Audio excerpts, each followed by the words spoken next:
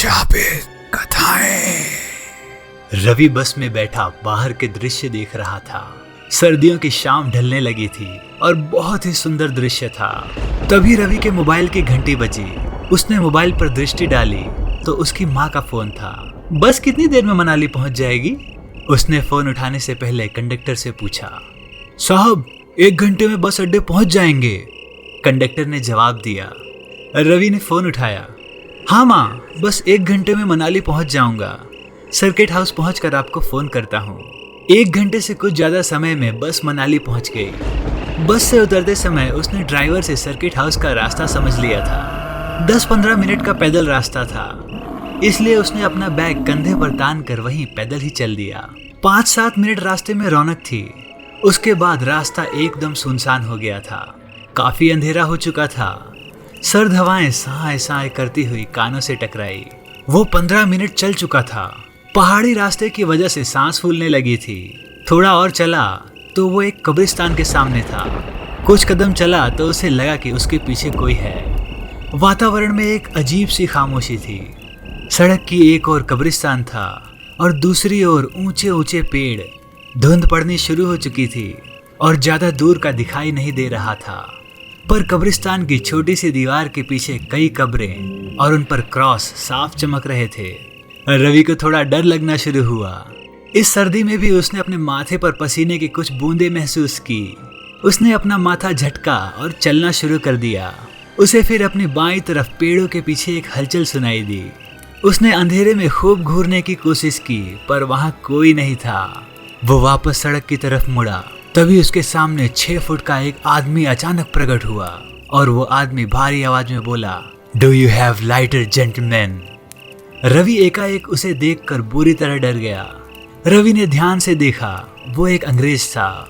उसके गोरे चेहरे पर नीली आंखें अंधेरे में बिल्ली की तरह चमक रही थी। Gentleman, do you have lighter? उसने फिर पूछा। रवि ने जेब से कांपते हाथों से लाइटर निकाला। अंग्रेज ने सिगार का पैकेट निकाला और एक सिगार अपने मुंह में लगाया और पैकेट रवि के आगे कर दिया और पूछा, do you smoke? Don't hesitate. Ravi ने ले लिया और दोनों के सिगार जलाए। अंग्रेज कश लेता हुआ बोला, इस एरिया में मैंने तुम्हें पहले कभी नहीं देखा। ऑफिस के काम से कुछ दिनों के लिए आया हूँ। मेरा नाम रवि है। सर्किट हाउस जा रहा हूँ, रवि ने बताया। जेंटलमैन, पिछले मोड़ पर लेफ्ट लेना था, पर तुमने राइट ले लिया। नेवर माइंड, मैं तुम्हें वहां पहुंचा दूंगा। इस कब्रिस्तान से एक शॉर्टकट है जिससे 5 मिनट में तुम वहां पहुंच जाओगे। वैसे मेरा नाम जॉर्ज विलियम्स है। I am a civil engineer in PWD। Come with me. Ravi थोड़ा हिचकिचाया, पर कोई और विकल्प नहीं था। वो दोबारा रास्ता भटकने का रिस्क नहीं लेना चाहता था, इसलिए अंग्रेज के साथ चल दिया। सड़क पार करके कब्रिस्तान के गेट पर पहुंच गए। वहां एक पुराना लोहे का गेट था।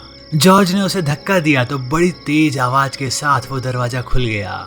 जॉर्ज बताने लगा कि वो कई सालों से इसी शहर में रहता है। तभी एक अंग्रेज औरत भागते हुए आई। वो जोर जोर से पीटर पीटर चिल्ला रही थी।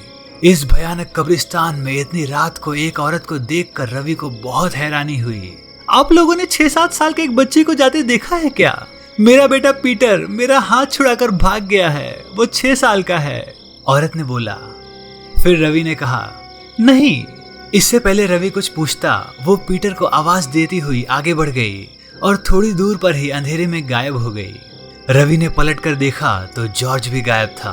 अब रवि की हालत खराब हो गई थी। उसकी दोनों तरफ कब्रें थी जिस पर बड़े बड़े क्रॉस बने हुए थे। धुंधली रात में उसे कोई नजर नहीं आ रहा था, पर उसे ऐसा लग रहा था कि जैसे कई लोग उसके आसपास हों।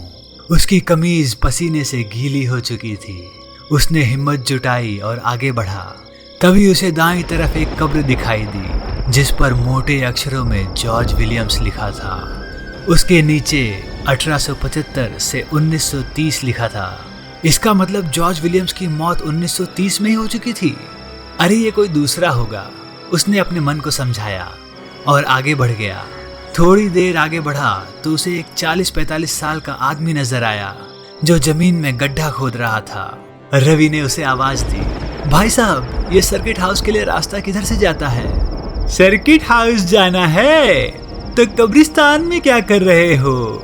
ये कब्रिस्तान चारों तरफ से बंद है, एक ही गेट है जिससे आप आए होंगे।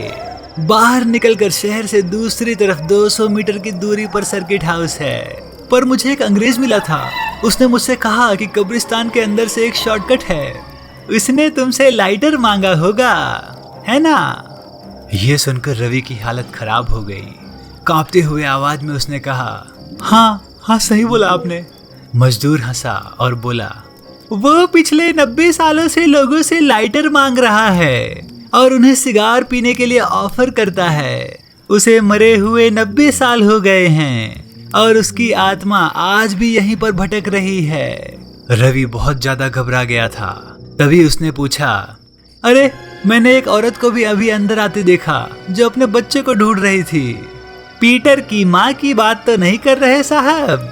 हाँ, क्या बच्चा यहाँ अंदर रात में खो गया है? साहब, किन लोगों की बातें कर रहे हो? ये तो पिछले 50 साल से यहाँ ऐसे ही भटक रहे हैं। ये कब्रिस्तान है साहब, अब मुझे ही देख लो।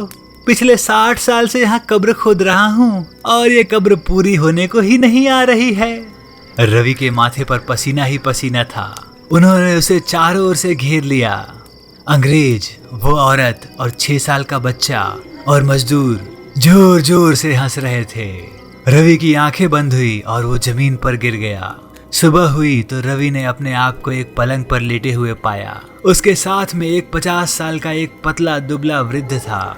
रवि ने पूछा, मैं कहाँ हूँ? रवि ने चारों तरफ घूर घूर कर देखा तो वो एक कमरे में था, ना कि कब्रिस्तान में। घबराई हुई आवाज में रवि ने पूछा, मैं कहाँ हूँ?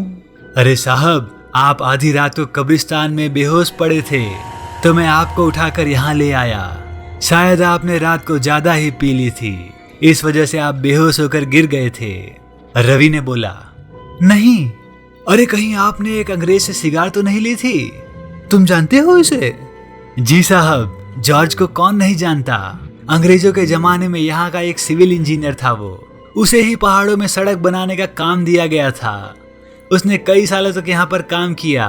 फिर वो एक सुरंग में सड़क बना रहा था। तभी एक हादसे में उस पर पत्थर गिरकर उसकी मौत हो गई।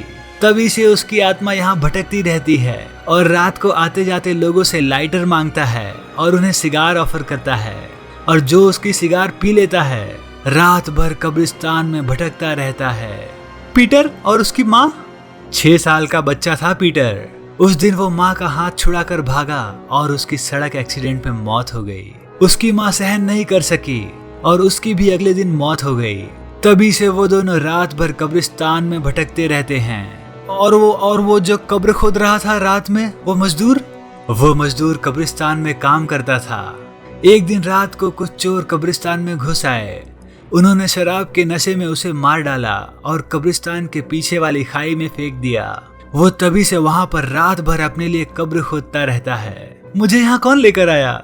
मैं भी पिछले 40 सालों से उसी सड़क पर घूम रहा हूँ। अगर कोई कब्रिस्तान का रहस्य जानकर बेहोश हो जाता है तो मैं उसे अपने घर ले आता हूँ, क्योंकि कब्रिस्तान का रहस्य जानने के बाद कोई इंसानी दुनिया में वापस नहीं आ सकता है। दोस्तों, आपको ये कहानी कैसी लगी हमें कमेंट में बताइए। अगर आपको हमारी वीडियो पसंद आई हो तो हमारे चैनल को सब्सक्राइब कर लीजिए। धन्यवाद।